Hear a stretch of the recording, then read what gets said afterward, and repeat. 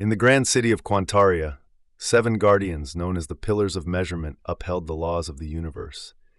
Each possessed a unique power, governing a fundamental aspect of reality. Together, they maintained balance and order in the world.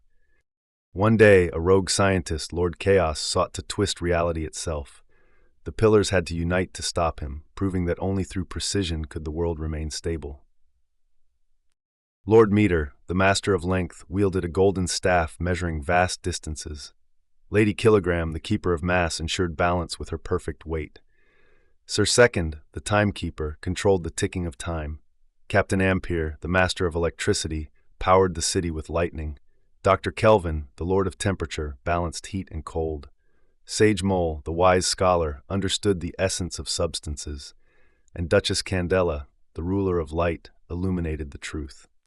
Together, they fought against Lord Chaos, restoring order to Quantaria.